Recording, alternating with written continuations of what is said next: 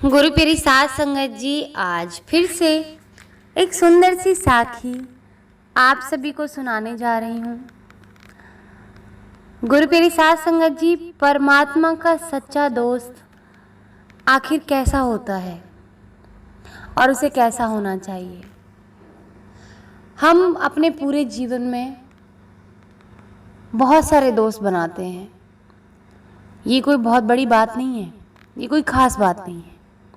हाँ, अपने पूरे जीवन में एक खास दोस्त बनाते हैं, वो बड़ी बात है। और किसको दोस्त बनाते हैं, ये बहुत बड़ी बात है। तो आइए गुरु प्यारी साध संगत जी, सुनते हैं आज की ये सुंदर सी साखी कि हमारा सच्चा दोस्त सही मायने में परमपिता परमात्मा ही है। इस दुनिया में उसके अलावा हमारा कोई नहीं है। ये कहानी है एक गरीब औरत की, जो रोज भीख मांगकर अपना पेट भरती थी। लेकिन इस बार उसके साथ क्या हो रहा था कि उसको भीख नहीं मिलती है।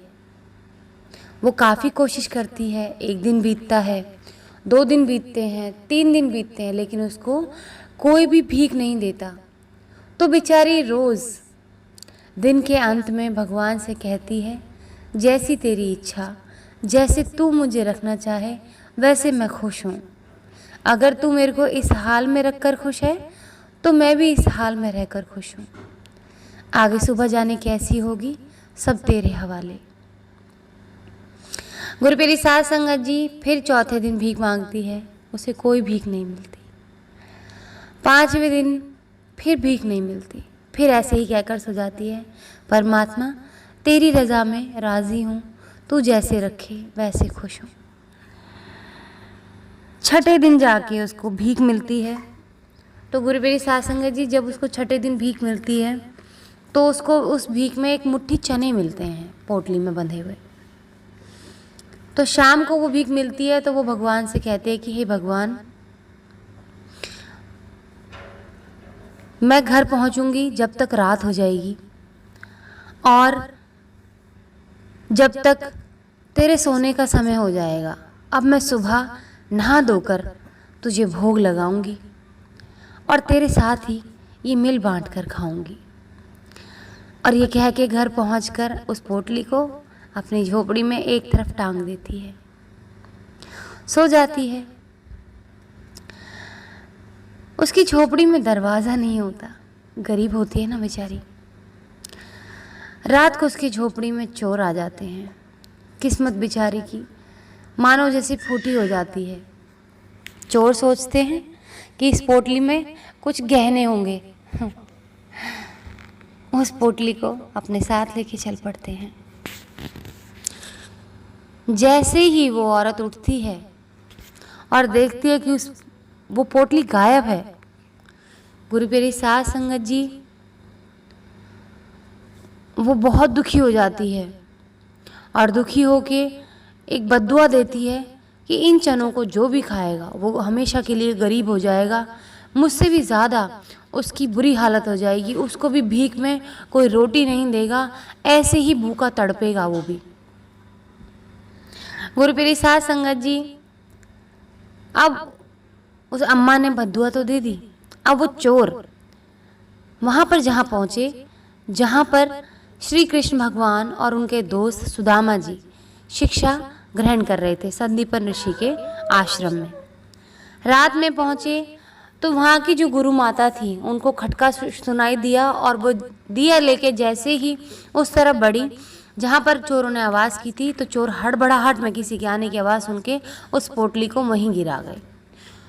अब वहाँ किसी को ना देख के अंधेरे में गुरु माता सो गई। अब सुबह सफाई में देखती हैं कि वहाँ चने की पोटली पड़ी हुई थी। अब जब श्री कृष्ण और जो सुदामा जी थे जंगल में लकड़ियाँ लेने के लिए सुबह निकलते हैं आश्रम से, तो गुरु माता कहती हैं कि तुम एक काम करना, इसको रख लो। सुदामा जी को वो पोटली दे देती हैं और कहती हैं कि रास्ते में जब भूख लगे तो ये चने खा लेना। अब सुदामा जी ठहरे ब्राह्मण। तो पहले ज़माने में जो ब्राह्मण होते थे और ये जो लोग होते थे उनको आभास हो जाता था कि किसी चीज़ के साथ क्या हुआ है और भविष्य में क्या होने वाला है। तो सुदामा जी ने भांप लिया कि इन चनों को श्राप लगा हुआ है, बद्दुआ मिली हुई है। तो रास्ते में जब दोनों को भूख लगती है तो श्री कृष्ण जी के मांगने पर भी वो चने उनको नहीं देते, क्योंकि उनको पता होता है कि अगर ये चने मेरे दोस्त ने, मेरे सखा ने खा लिए तो वो जीवन भर के लिए गरीब हो जाएगा और मैं अपने दोस्त को गरीब नहीं होने दे सकता, उस पीड़ा को नहीं सहन करने दे सकता। ये तो परमपिता परमात्मा है, मैं नहीं चाहता मेरे परमपिता परमात्मा दोस्त दुनिया में भीख मांगे और भूखे रहें। मैं उस भूख को सहन कर लूँगा उम्र भर के लिए, पर अपने दोस्त को उम्र भर के लिए ऐसी बद्दुआ नहीं लगने दूंगा। और ये सोचकर सारे चने वो खा जाते हैं।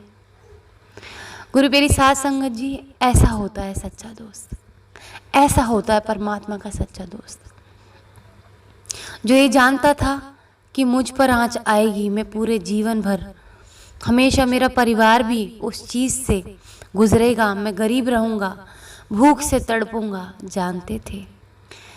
लेकिन उन्होंने अपने दोस्त पर कोई आँच नहीं आने दी, उसको गरीब नहीं होने दिया, उसको भूख से तड़पने नहीं दिया।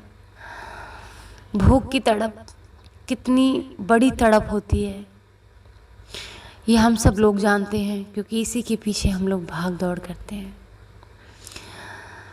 उन्होंने ये सब चीज़ें नज़रअंदाज कर दी अपने सच्चे परम सखा, अपने परम पिता परमात्मा के लिए। तो गुरु मेरी साथ संगत जी, ऐसी दोस्ती निभाई है अपने परम पिता परमात्मा से कि पलट के परमात्मा आपको भी गले से लगा ले। क्योंकि यही हुआ था ना, जब सुदामा जी अपने दोस्त से मदद मांगने गए तो उन्होंने उनको राजा बना दिया, पूरे नगर का राजा बना दिया, फिर से जवान बना दिया था, बच्चे और बीवियों के लिए सब कुछ राजमहल परियों जैसा दे दिया था, और अंत में उनको मोक्ष दे दिया था। गुरु प्यारी साथ संगत जी, अगर हम ऐसी दोस्ती अपने परम पिता परमात्मा से निभाएंगे, वो हमें वापस अपने गले से लगा लेंगे। ये दुनिया बहुत झूठी है, यहाँ तो सिर्फ हम अपने कर्म निभाने आए हैं। अपने कर्मों को अच्छे से निभाओ, हर इंसान में परमपिता परमात्मा का अंश जानकर उसकी सेवा करो, उसको निभाओ। लेकिन सच्ची दोस्ती निभानी है तो उस परम सखा से, उस परम मित्र से, उस सच्चे दोस्त से निभाओ जो हमारा इंतज़ार कर रहा है, और वो हमारा सच में इंतज़ार कर रहा है घड़ी घड़ी कि कब पथ से भटका हुआ मेरा यार पथ पे वापस चला आएगा अपनी मंजिल पे और मुझसे मिल जाएगा। वो भी तड़पता है हमसे मिलने के लिए। तो हमें अपने कर्मों को पूरा करते जाना है और अपने परमपिता परमात्मा से सच्ची दोस्ती निभानी है, जैसे कि सुदामा जी ने निभाई थी। आज इसी के साथ इस सुंदर सी साखी को यहीं समाप्त करना चाहूँगी। मिलती हूँ आपसे अपनी अगली वीडियो में नई साखी के साथ। तब तक के लिए खुश रहें, सुमिरन करते रहें, सच्ची सेवा करते रहें। और एक बहुत ज़रूरी बात, इस कहानी में एक शिक्षा और मिलती है कि किसी को भी बद्दुआ ना दें। हम न जाने किसको बद्दुआ दे रहे हैं, हमें नहीं पता, न जाने वो बद्दुआ किसको जाकर लगेगी, नहीं पता। किसी निर्दोष को जाके वो बद्दुआ ना लग जाए, तो बद्दुआ ना दें, किसी के बारे में बुरा ना सोचें, अच्छा सोचें, अच्छा होगा।